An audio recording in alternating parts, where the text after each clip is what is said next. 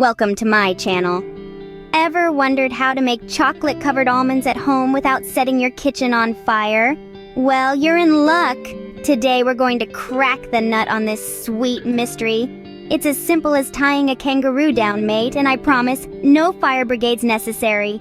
You won't need a master's degree in culinary arts or an extinguisher on standby. Just a handful of almonds, a block of chocolate, and a dash of courage. So, brace yourself, folks. It's time to dive into the world of chocolate-dipped goodness. Now, before we start our culinary adventure, we need to gather our brave soldiers. And by soldiers, I mean ingredients. First up, we have our sturdy troops, the almonds. These little guys are ready to take a dip in the chocolate hot tub.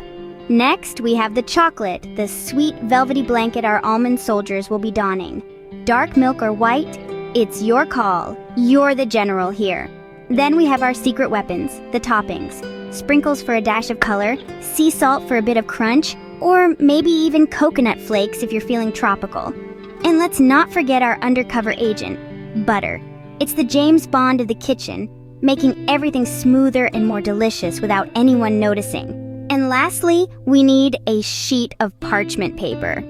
It's like the red carpet for our chocolate-covered almond stars.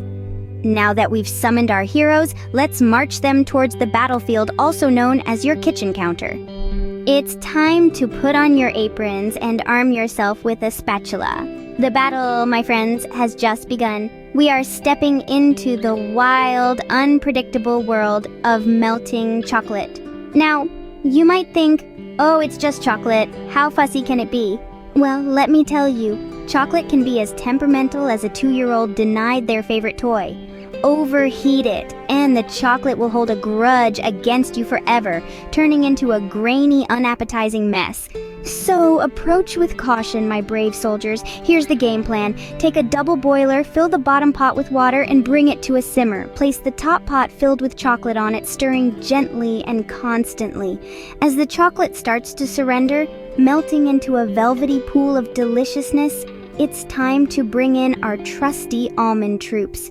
One by one, dip the almonds into the melted chocolate, making sure they're well coated.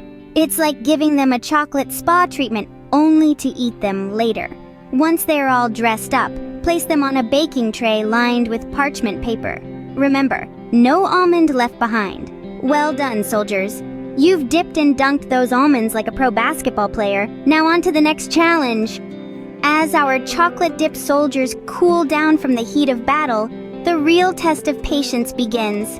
Yes, dear friends, this is where the rubber meets the road, or rather, where the chocolate meets the almond. But don't fret, we're not just cooling our heels here. We're waiting for the sweet, sweet victory of chocolate setting in. Now, you might be thinking, why would I wait when I can just gobble them up right now? Well, let me tell you, patience is not just a virtue, it's a necessity in the world of chocolate alchemy. If you rush it, you'll end up with a gooey mess. But if you wait, you'll be rewarded with a crunchy, chocolatey delight that'll make your taste buds do a happy dance. While those little fellas are getting their chill on, let's talk toppings. Some people like to keep it simple with just the chocolate and almond, and that's perfectly fine. But why stop there when you can jazz it up a bit?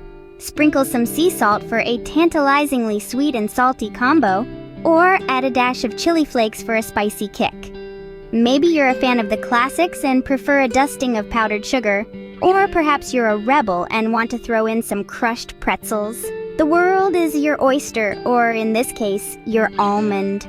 As the clock ticks and the minutes roll by, you'll start to notice the chocolate hardening, forming a glossy shell around the almond.